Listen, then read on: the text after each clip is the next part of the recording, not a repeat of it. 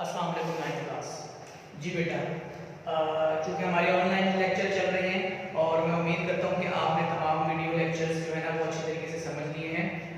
लेकिन अगर आपके कुछ क्वेश्चंस हैं तो उसके लिए हम एक ऐसा सिस्टम तैयार कर रहे हैं ताकि आपके उन क्वेश्चंस के ऊपर भी हम लोग जो है ना प्रॉपर इन्वेस्टिगेशन करें और हर एक टीचर जो है ना वो प्रॉपर हर एक स्टूडेंट के जो इंडिविजुअल कोई इश्यूज हैं उसको रिजॉल्व करने की कोशिश करें।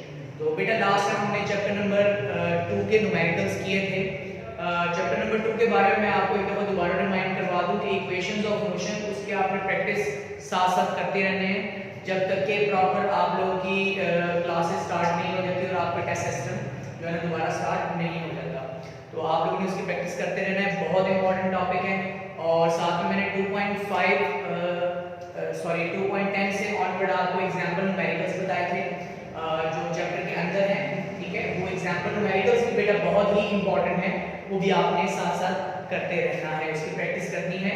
ठीक है, मजीद आपको एक्सरसाइज के न्यूमेरिकल्स करवाए थे बेटा। एक्सरसाइज के न्यूमेरिकल्स के बारे में मैं थोड़ा सा आपको रिमाइंड करवा दूं। 2.7 एक ऐसा न्यूमेरिकल है जिसके अंदर हमारी प्रॉपर एक डायग्रामेटिकली एक्सप्लेनेशन आ जाती है, उस पे हम एक स्पीड टाइम ग्राफ बनाते हैं। लॉन्ग सेंटेंस न्यूमेरिकल है, लेकिन इंशाल्लाह जब आप प्रॉपर क्लासरूम के अंदर मौजूद होंगे तो हम उसको भी इंशाल्लाह कवर करेंगे। लेकिन मैं उसके ऊपर भी एक आधी वीडियो, एक लेक्चर पर अपनी वीडियो लाजमी बनाकर शेयर करूंगा आपके साथ। 2.10 के बारे में बात करें, 2.10 जो है वो बेटा बिल्कुल 2.9 से रिलेटेड है। मतलब उसके जो दो पॉइंट जो इंपॉर्टेंट पॉइंट्स थे, बिल्कुल स्टार्टिंग पॉइंट और एंडिंग पॉइंट, उसको हम VI और VF कंसीडर करके टाइम निकालना होता है हमने वहां से। ठीक है, एक्सेलरेशन वही कांस्टेंट होती है जो हम लोगों ने कैलकुलेट की थी, वो भी बहुत आसान है। ठीक है, आप उसकी प्रैक्टिस कीजिएगा। अगर आपको कोई इशू हो तो आप लाजमी मुझसे पूछें। बेटा आज का हमारा जो टॉपिक है वो डिस्कशन करनी है हम लोगों ने चैप्टर नंबर 3 डायनामिक्स में क्लासिकल फिजिक्स का जो दूसरा हिस्सा है डायनामिक्स, उसके बारे में हम लोगों ने पढ़ना है। सबसे पहले तो इसके इंट्रोडक्शन में बताऊंगा कि टॉपिक्स के बारे में आज आपको क्लियर करूंगा मैं, साथ ही आपको इस चैप्टर का वेटेज बताऊंगा और चैप्टर के जो टाइटल है डायनामिक्स उसके बारे में उसकी डेफिनेशन और फोर्स को आज हम क्लियर करेंगे। चूंकि ये आपका 3.1 टॉपिक चल रहा है, इसमें आपका एक और मजीद टॉपिक आ जाता है मोमेंटम। उसके ऊपर मैं बिल्कुल एक डिफरेंट लेक्चर देना चाहता हूं क्योंकि वो एक बहुत ही लेंथी और बहुत ही इंटरेस्टिंग टॉपिक है और स्टूडेंट अक्सर उस पर कंफ्यूज होते हैं। लेकिन इंशाल्लाह आज हम कोशिश करते हैं कि इसी को क्लियर कर लें। जी बेटा स्टार्ट करते हैं डायनामिक्स। अच्छा, मैं आपको रिमाइंड करवाता चलूं कि आपने चैप्टर नंबर 1 में फिजिक्स की एक ब्रांच पढ़ी थी मैकेनिक्स। आपने वहां पढ़ा था the branch of physics which deals with the study of motion, it's causes and effects. ठीक है, मतलब आपने यूनिवर्स में जितने भी ऑब्जेक्ट मूव कर रहे हैं उनकी स्टडी करनी है और इस स्टडी के दौरान आपने उसकी हरकत की वजह को अगर तो स्पेसिफाई कर दिया। अगर आप ये जानना चाहते हैं कि वो हरकत क्यों कर रहा है तो वो मैकेनिक्स की स्पेसिफिक ब्रांच हो जाती है। लेकिन अगर आप किसी मूविंग ऑब्जेक्ट की हरकत की वजह को बालायतात रखें, अगर आप उसको कंसिडर ना करें, मतलब आपको इससे कोई लेना देना नहीं है कि एक ऑब्जेक्ट मूव क्यों कर रहा है, तो बच्चे उस सिचुएशन में जो स्टडी होगी वो कहलाती है kinematics. That was your chapter number 2, वो आपका चैप्टर नंबर 2 था। ठीक है, अब हमारा चल रहा है चैप्टर नंबर 3 डायनामिक्स। चलेगी, सबसे पहले तो इसका इंट्रोडक्शन हो गया। ठीक है, चैप्टर के बारे में देखिए, इंट्रोडक्शन में हम लोगों ने ये पढ़ना है कि ये चैप्टर है क्या। ये चैप्टर मूविंग ऑब्जेक्ट है, एक ऑब्जेक्ट है वो हरकत कर रहा है, एक्सेलरेट कर रहा है। ठीक है, हमने यहाँ पर उसकी एक्सेलरेशन की वजह, मतलब एक ऑब्जेक्ट मूव क्यों कर रहा है, ये हम लोगों ने पूरा का पूरा टॉपिक इस पूरे के पूरे चैप्टर के अंदर हम लोगों ने क्लियर करना है अपने कॉन्सेप्ट्स को। ठीक है, हमारे जो की पॉइंट्स हैं इस चैप्टर के वो है फोर्स। हम ये जानेंगे कि ये फोर्स क्या होती है, क्या हम लोगों ने अपनी डेली लाइफ में कभी किसी ऑब्जेक्ट पर फोर्स लगाई, बहुत ही इंटरेस्टिंग एग्जांपल्स के साथ हम ये क्लियर करेंगे। फिर बेटा है इनर्शिया, इनर्शिया भी बहुत इंटरेस्टिंग टॉपिक है।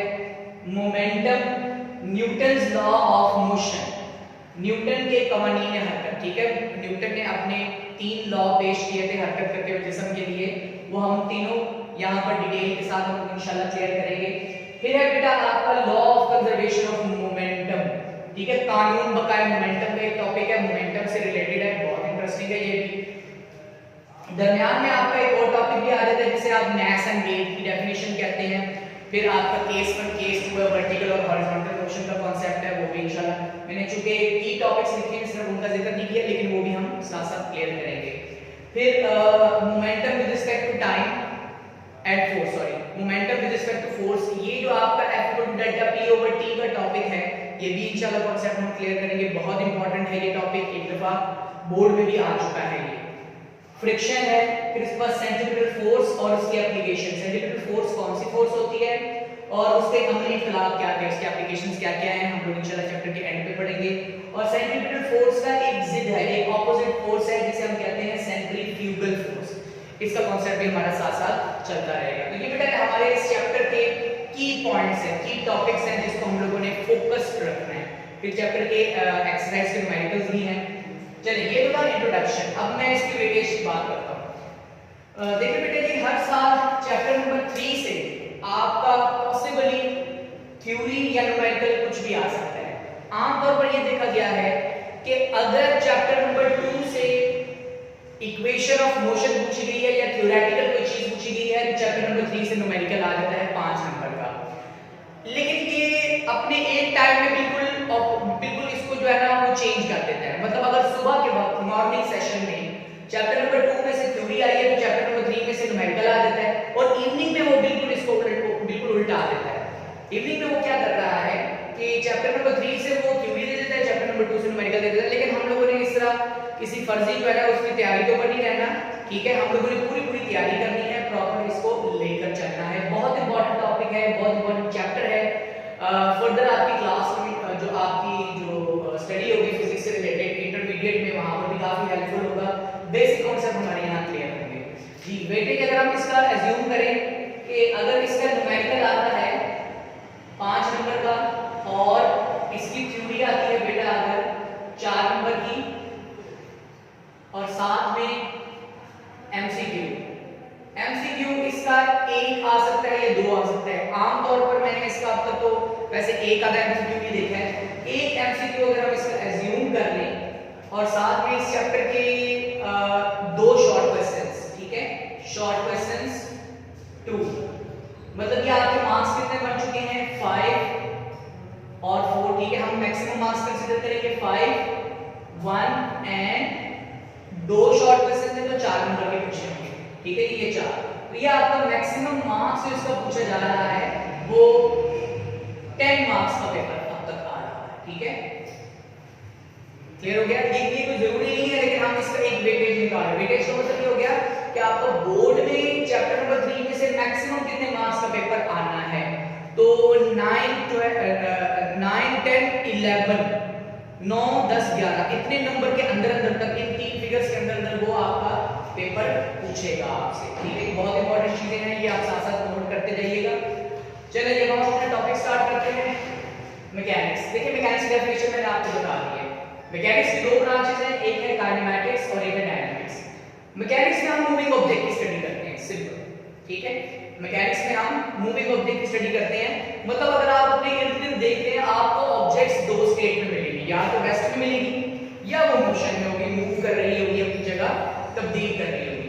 तो इन दोनों ऑब्जेक्ट्स में जो ऑब्जेक्ट मूव कर रहा है, अगर आप उसकी स्टडी करें, अब वो स्टडी क्या करनी है? स्टडी ये करनी है कि वो कितनी स्पीड से मूव कर रहा है, वो एक जगह से दूसरी जगह पहुंचने तक कितना टाइम ले रहा है, उसकी स्पीड, उसकी वेलोसिटी इस पॉइंट पर कितनी है, अगले पॉइंट पर कितनी है, उसका डिस्टेंस कितना कवर किया। तो इस तरह के सवाल अगर आप हासिल करके इस तरह के सवाल के जवाब अगर आप लेना चाहते हैं तो इन्हें आप लोगों ने काइनेमैटिक्स में स्टडी करनी है। मतलब इस पूरे इन तमाम सवालों में कहीं ये जिक्र नहीं आया कि ये ऑब्जेक्ट मूव कर क्यों रहा है। फिर उसके बाद हम बात करते हैं डायनामिक्स की। देखिए ये भी मूविंग ऑब्जेक्ट की स्टडी है, लेकिन सिर्फ यहाँ पर ऐड ये है कि अब हमने डायनामिक्स के अंदर ये भी देखना है कि एक ऑब्जेक्ट मूव कर क्यों रहा है। आपके इर्द-गिर्द एक ऑब्जेक्ट अगर रेस्ट कंडीशन में है, जैसे तो मैं ये कहता हूं कि ये जो चेयर है ये रेस्ट कंडीशन में है, तो ये मोशन में कब आएगी? जब मेरी तरफ से कोई फोर्स लगेगी। तो अगर मैं ये कहूं कि इसकी हरकत की वजह क्या है, तो आप कहेंगे सर आपने जो फोर्स लगाई है, आपकी जो फोर्स इंप्लीमेंटेशन है वो इसकी स्टेट को चेंज कर रही है। क्लियर हो गया आपको? तो अगर आप मूविंग ऑब्जेक्ट की स्टडी करते हैं, अगर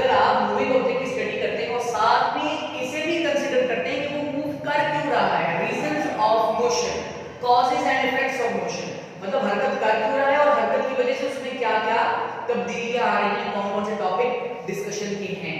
2 टॉपिक आपको बताए हैं बेटा, ये तमाम टॉपिक्स के डिस्कशन के आ जाते हैं। तो मैकेनिक्स की इस ब्रांच को हम कहते हैं डायनामिक्स। चलिए इसकी डेफिनेशन देखते हैं।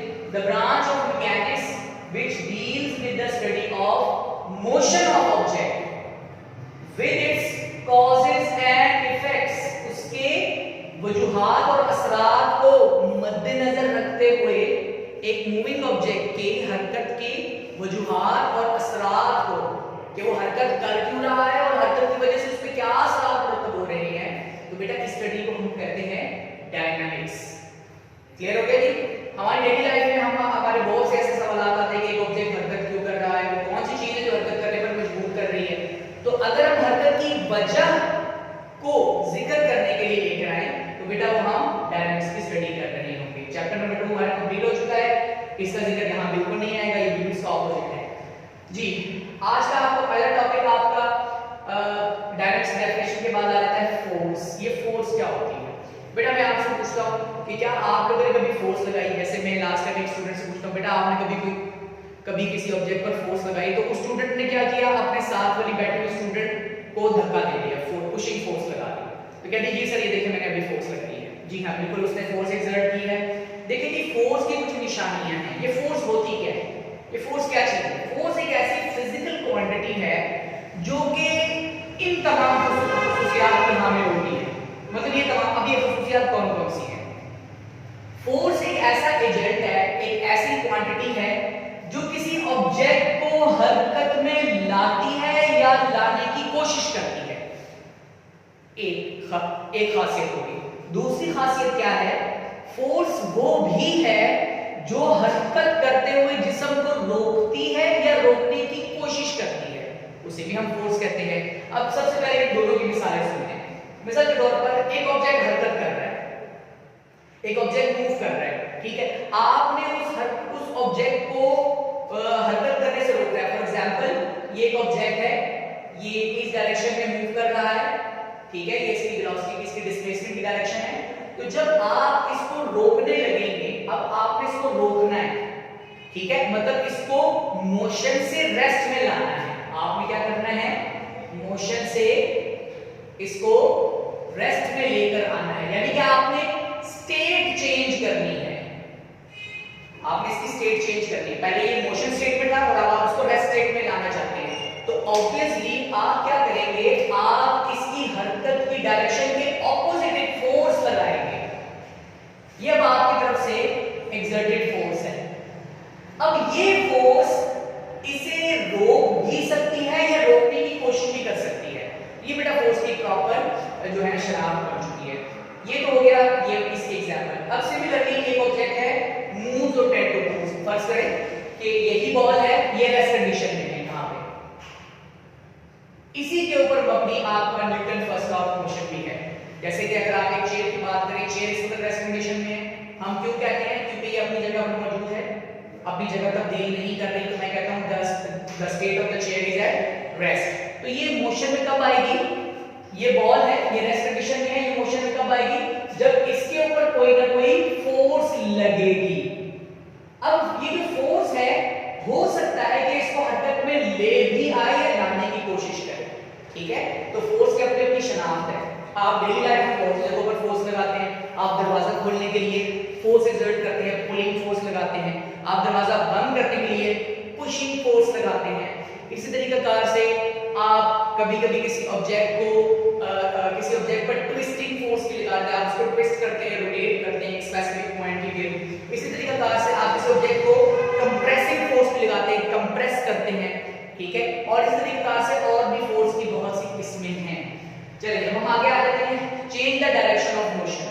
ये जो फोर्स है इसकी एक शनाख्त ये भी है कि ये हरकत करते हुए जिस्म की हरकत की सिमत को भी चेंज कर देता है। मिसाल तौर पर एक ऑब्जेक्ट एक स्पेसिफिक डायरेक्शन में मूव कर रहा है, तो अगर उसकी डायरेक्शन ऑफ मोशन को चेंज करना हो तो फोर्स लगेगी। इसकी मैं एक मिसाल देता हूं। फर्ज करें आप एक सिस्टम को आप एक सिस्टम देख रहे हैं, रेफरेंस देख रहे हैं जिसमें एक बॉलर है और एक बैट्समैन है। बॉलर क्या करता है? बॉलर भागता हुआ आता है और बॉल को थ्रो करता है पिच पर बैट्समैन की तरफ। तो वो क्या करता है? वो बॉल पर एक स्पेसिफिक डायरेक्शन में फोर्स लगाता है। तो बॉल उसी डायरेक्शन में मूव करती है और बैट्समैन क्या करता है, बैट्समैन सिर्फ अपने बैट से उसकी डायरेक्शन ऑफ मोशन को चेंज कर देता है फोर्स एक्सर्ट करके। मतलब बॉल उसकी जानिब आ रही है, उसने क्या किया कि उसने बैट से फोर्स लगाकर उस बॉल की डायरेक्शन ऑफ मोशन चेंज कर दी। तो फोर्स जो है वो हरकत करते हुए जिस्म की सिमत भी तब्दील कर सकता है। ये याद रहे, बहुत इंपॉर्टेंट है, इसकी एक फीचर है, खसूसियत है इसकी। अच्छा, similarly force deforms change shape. Force किसी ऑब्जेक्ट की शेप को भी चेंज कर सकती है। फॉर एग्जांपल आप एक टेनिस बॉल हाथ में पकड़े, आप उसको स्क्वीज करेंगे, उसको दबाएं आप, तो आप उसकी शक्ल बिगाड़ देंगे, आप उसको डिफॉर्मिंग सिचुएशन में लेके आएंगे, ठीक है। तो फोर्स जो है वो ऑब्जेक्ट की शक्ल को चेंज भी कर सकती है, डायमेंशंस चेंज कर सकती है उसके, मतलब उसकी मेजरमेंट भी चेंज हो सकती है। जैसे कि आप हाथ में अपने हाथ में एप्पल पकड़े, ठीक है, सेब पकड़े और नाइफ से उसके ऊपर आप कट करें, तो वो शार्प एज होगी आपकी फोर्स की वजह से उस ऑब्जेक्ट की शेप को चेंज कर देगा, बिल्कुल उसकी जो लेंथ है, जो वॉल्यूम है, उसको भी डिस्टर्ब कर देगा, उसके अंदर एक फर्क ले आएगा। तो फोर्स की खासियत ये भी है कि ये ऑब्जेक्ट की शक्ल को बिगाड़ भी सकती है। अच्छा, ये बहुत इंपॉर्टेंट एक फीचर है, ये याद रहे आपका, ठीक है। इसके ऊपर बहुत ही लेंथी आपको कांसेप्ट आता है जी। अब आप ये देखें, जैसे मैंने आपको यहाँ एग्जांपल दी, मैं इसको दोबारा यहाँ पर बताता हूँ आपको। एक ऑब्जेक्ट, एक बॉल है, वो एक सरफेस के ऊपर एक स्पेसिफिक डायरेक्शन में मूव कर रही है, ये इसकी डायरेक्शन ऑफ मोशन है, ठीक है। इसको मैं लिख देता हूँ डायरेक्शन ऑफ मोशन। अगर इसको प्रॉपर्ली प्लेन के ऊपर शो किया जाए तो ये वेस्ट है बेटा और ये है ईस्ट, तो इसे हम कहेंगे नॉर्थ और ये है साउथ। तो हम ये कहेंगे कि बॉल जो है वो ईस्ट की जानिब मूव कर रही है, ठीक है, बॉल ईस्ट की जानिब मूव कर रही है। तो अगर कोई फोर्स ईस्ट की जानिब ही इस पर लगे, किसी ऑब्जेक्ट, किसी हरकत करते हुए जिस्म पर अगर कोई फोर्स लगे तो इसकी वेलोसिटी, इस मूविंग ऑब्जेक्ट की वेलोसिटी को इंक्रीज भी कर सकती है। मतलब फोर्स की खासियत ये है कि अगर एक ऑब्जेक्ट एक स्पेसिफिक वेलोसिटी से एक स्पेसिफिक डायरेक्शन में मूव कर रही हो तो उसकी वेलोसिटी की बढ़ने की वजह भी फोर्स है। ये आपका जब स्पीड, वेलोसिटी और एक्सेलरेशन का टॉपिक आएगा, इंक्रीजिंग डिक्रीजिंग वेलोसिटी का, तो वहां पर इस चीज को हम दोबारा लेकर आएंगे जी। तो ये तो तभी पॉसिबल है जब वेलोसिटी और फोर्स की डायरेक्शन बेटा सेम होगी, तभी पॉसिबल है। दूसरी सिचुएशन में अगर आप देखें, अगर ये इस ऑब्जेक्ट पर फोर्स, अब ये देखिए ये ऑब्जेक्ट किस तरफ मूव कर रहा है, ईस्ट की तरफ मूव कर रहा है, लेकिन अब इसके ऊपर जो फोर्स लग रही है वो वेस्ट की जानिब है। अब क्या होगा कि एक ऑब्जेक्ट ईस्ट की जानिब मूव कर रही है, लेकिन उसके ऊपर एक force, resistive force, retarding force opposite direction में मूव कर रही है, ठीक है, उसके ऊपर इंप्लीमेंट हो रही है। तो ये जो फोर्स होगी, जो ब्लू लाइन में आपको, ब्लू एरो में आपको शो किया गया है, ये फोर्स डायरेक्शन ऑफ मोशन के ऑपोजिट है। तो ये फोर्स इस ऑब्जेक्ट की वेलोसिटी में कमी का बाइस बनेगी। तो फोर्स की शनाख्त ये भी है, फोर्स इंक्रीज और decrease the velocity of a moving object. Force जो है वो किसी हरकत करते हुए जिस्म की वेलोसिटी को बढ़ा भी सकती है जब वो उसी की सिमत में हो, और फोर्स जो है वो किसी मूविंग ऑब्जेक्ट की वेलोसिटी को कम भी कर सकती है जब वो फोर्स मूविंग ऑब्जेक्ट के ऑपोजिट डायरेक्शन में हो। जैसे कि फर्ज करें कि अगर आप भाग रहे हो तो आप जिस डायरेक्शन में भाग रहे हैं बेटा, अगर पीछे से हवा चलती है तेजी से तो वो आपकी वेलोसिटी को बढ़ा देती है, मतलब वो आप हवा की डायरेक्शन में मूव कर रही है, ठीक है। तो इसका मतलब क्या हुआ कि जिस डायरेक्शन में आप मूव कर रहे हैं उसी डायरेक्शन में आपके ऊपर एक फोर्स लगनी शुरू हो गई है। इसकी एक और मिसाल मैं हमेशा स्टूडेंट्स को देता हूं कि अगर कोई शख्स एक स्पेसिफिक डायरेक्शन में गाड़ी चला रहा हो, जिस डायरेक्शन में वो गाड़ी चला रहा है, अगर पीछे से आके उसके ऊपर फोर्स लगती है, पीछे से कोई शख्स उसको गाड़ी मारता है, टक्कर मारता है, तो इसका मतलब ये हुआ कि जिस डायरेक्शन में वो मूव कर रहा है उसी डायरेक्शन में सडनली उसके ऊपर आकर फोर्स लगी है, तो उसकी वेलोसिटी बढ़ जाएगी, उसकी स्पीड बढ़ जाएगी। तो इसका मतलब ये हुआ, जैसे मैं पहले बता रहा था कि फोर्स जो है वो मूविंग ऑब्जेक्ट की वेलोसिटी को इंक्रीज कर सकती है। अब दूसरी मिसाल लीजिए, देखिए जी, अगर वही शख्स सामने से आने वाली गाड़ी के साथ टकराता है तो इसका मतलब क्या हुआ कि अब वो जिस डायरेक्शन में जा रहा था ऑपोजिट डायरेक्शन में एक फोर्स आके इंप्लीमेंट हुई है, जिसकी वजह से उस ऑब्जेक्ट की वेलोसिटी कम हो गई है, मतलब उसकी स्पीड डिक्रीज हो चुकी है। तो ऐसी सिचुएशन में हम ये कंक्लूड करते हैं कि फोर्स एक ऐसा एजेंट है, फोर्स एक ऐसी फिजिकल क्वांटिटी है जो किसी ऑब्जेक्ट को हरकत में लाती है या लाने की कोशिश करती है, किसी ऑब्जेक्ट को रोकती है या रोकने की कोशिश करती है, किसी ऑब्जेक्ट की हरकत की सिम्त को भी तब्दील करती है। यहां मैंने बॉलर और बैट्समैन की एग्जांपल दी थी। इसी तरीके से यहां मैंने एप्पल की एग्जांपल दी कि किसी ऑब्जेक्ट को डिफॉर्म कर सकती है, उसकी शक्ल को भी बिगाड़ सकती है फोर्स, ठीक है। उस पर ट्विस्टिंग भी आ सकता है, उस पर कंप्रेसिंग फोर्स भी आ सकता है, मुख्तलिफ किस्म की फोर्सेस इंप्लीमेंट होती हैं। फिर यहां पर मैंने आपको भी क्लियर किया कि फोर्स जो है वो वेलोसिटी को इंक्रीज या डिक्रीज भी कर सकती है। तो आप लिख सकते हैं a force can moves or tend to move, comma stops or tend to stop, comma change the direction of motion, comma deforms or change the shape, comma increase or decrease the velocity। तो आप ऐसे भी लिख सकते हैं a force can be defined by their characteristics। Force जो है वो अपने खसूसियात से डिफाइन की जा सकती है। the characteristics are 1 2 3 4 5। इसके अलावा बेटा और भी बहुत सी इसकी खासियत हो सकती है। ये डेफिनेशन आपकी क्लियर हो गई। चूंकि फोर्स एक फिजिकल क्वांटिटी है, इसका सिस्टम इंटरनेशनल यूनिट है न्यूटन, ठीक है, और इसको कैपिटल एन से रिप्रेजेंट किया जाता है, कैपिटल एन से रिप्रेजेंट किया जाता है। न्यूटन वाज अ साइंटिस्ट, ठीक है, आइजैक न्यूटन। इन्होंने फोर्स के मुताबिक, ग्रेविटी के मुताबिक बहुत ज्यादा डिस्कशन की, बहुत ज्यादा इनकी ऑब्जर्वेशंस हैं, रिसर्च है।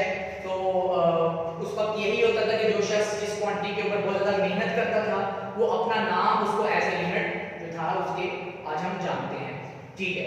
क्वांटिटी कौन सी है? चूंकि फोर्स है और इसकी डायरेक्शन होती है, ठीक है, फोर्स की डायरेक्शन आप लोगों ने चैप्टर नंबर 2 में स्केलर्स और वेक्टर्स पढ़ लिया था।